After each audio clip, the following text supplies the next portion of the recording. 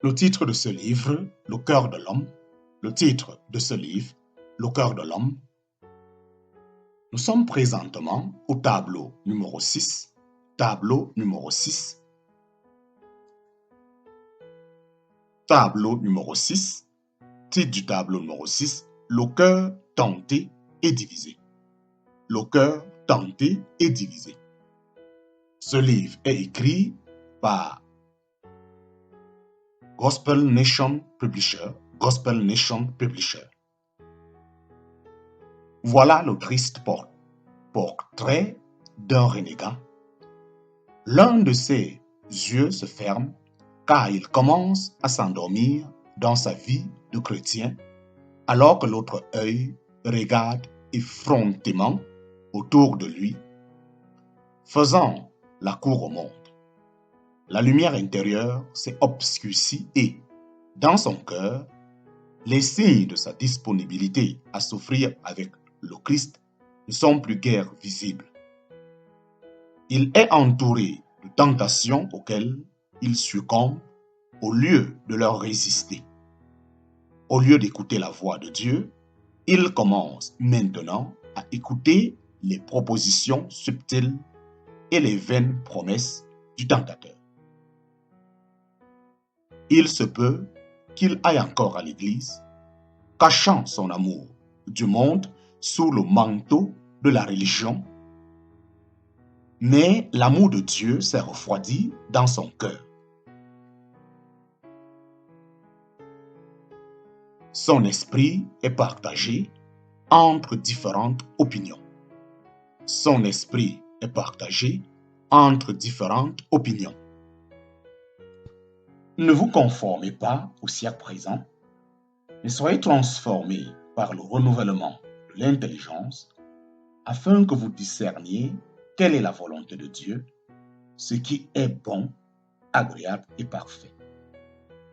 Par la grâce qui m'a été donnée, je dis à chacun de vous de n'avoir pas de lui-même une trop haute opinion, mais de revêtir des sentiments modestes selon la mesure de foi que Dieu a départie à chacun. Romains chapitre 12, versets 2 à 3. Romains chapitre 12, versets 2 à 3. Et ne vous conformez point à ce présent siècle, mais soyez transformés par le renouvellement de votre entendement, afin que vous éprouviez quelle est la volonté de Dieu, bonne, agréable et parfaite. Or, par la grâce qui m'est donnée, je dis à chacun d'entre vous que nul ne présume d'être plus sage qu'il ne faut, mais que chacun pense modestement de soi-même, selon que Dieu a départi à chacun la mesure de la foi. Romains chapitre 12, versets 2 à 3. Romains chapitre 12, versets 2 à 3. Il commence à flirter avec le monde alors qu'il prétend. Il commence à flirter avec le monde alors qu'il prétend toujours aimer Dieu dans son cœur. L'étoile de la conscience s'est ternie. L'étoile de la conscience s'est ternie.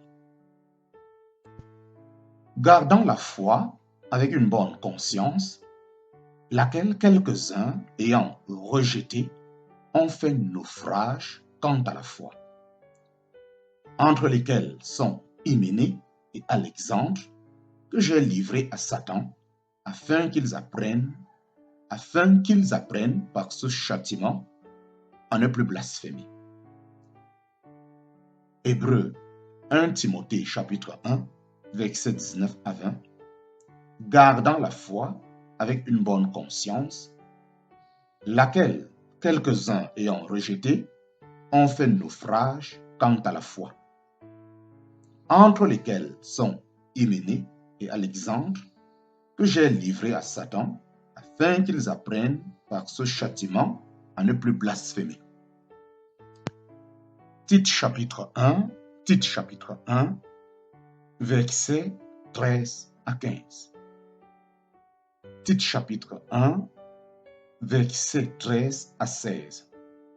Tite chapitre 1, versets 13 à 16. Ce témoignage est véritable.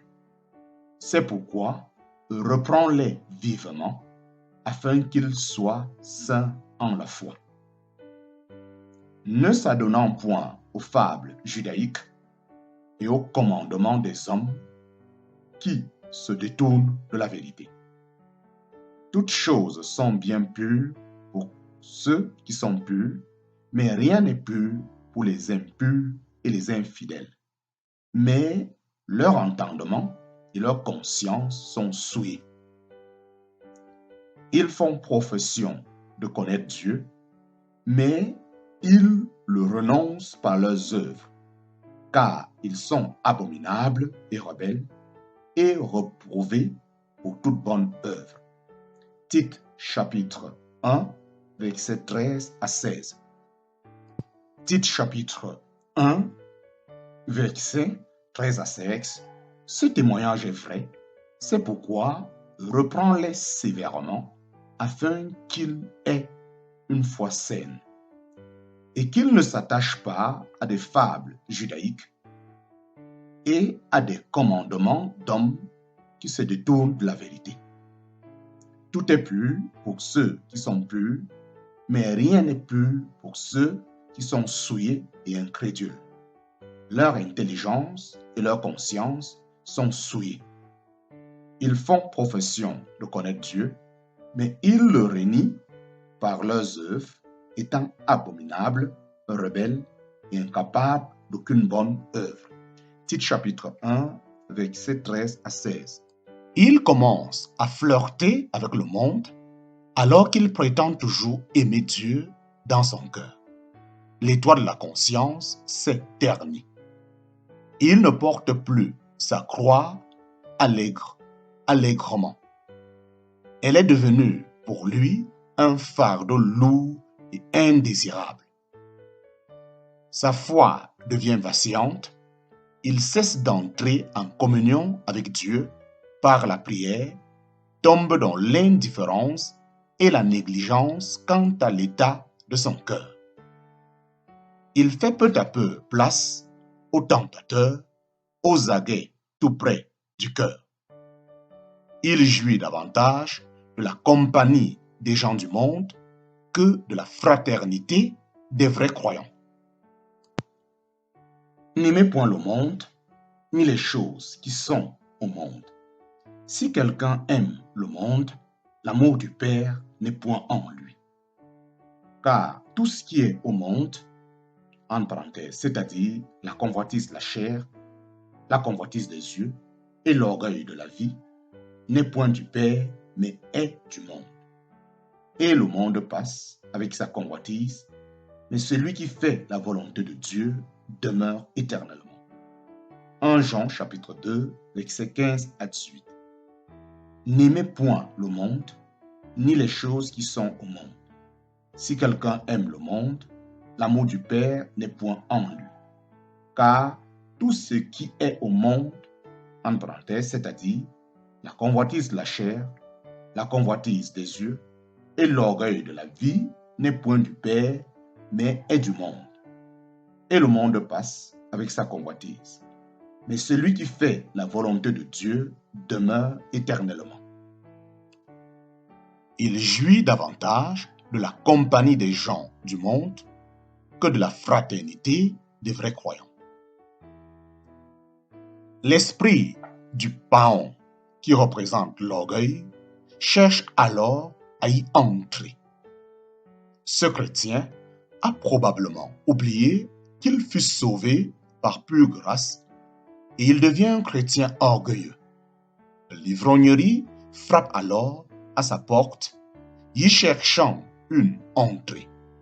Cela commence souvent, innocemment, en apparence, par exemple, lorsqu'il se retrouve en compagnie d'amis mondains, à quelque fête où il a honte ou peur d'être pris pour un original, un faible ou un momier.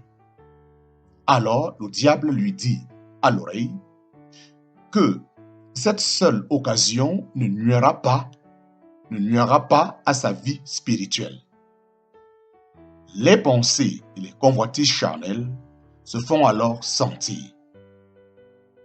Il peut arriver qu'il se délecte tout à coup à faire des plaisanteries douteuses, à fréquenter les salles de bal, lieux de plaisir peu recommandables, se laissant suggérer par l'adversaire que c'est la nature humaine et que pécher une fois n'est pas péché.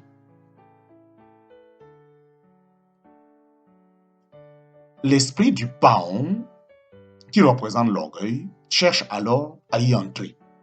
Ce chrétien a probablement oublié qu'il fut sauvé par pure grâce et il devient un chrétien orgueilleux. L'ivrognerie frappe alors à sa porte, y cherchant une entrée. Cela commence souvent, innocemment, en apparence, par exemple lorsqu'il se retrouve en compagnie d'amis mondains à quelque fête où il a honte ou peur d'être pris pour un original, un faible ou un momier. Ne soyez point séduits, les mauvaises compagnies corrompent les bonnes mœurs. Réveillez-vous, en parenthèse, pour vivre justement, et ne péchez point, car quelques-uns sont sans la connaissance de Dieu. Je vous, en parenthèse, le dis à votre honte. 1 Corinthiens chapitre 15, versets 33 et 34. Ne soyez point séduits. Les mauvaises compagnies corrompent les bonnes mœurs.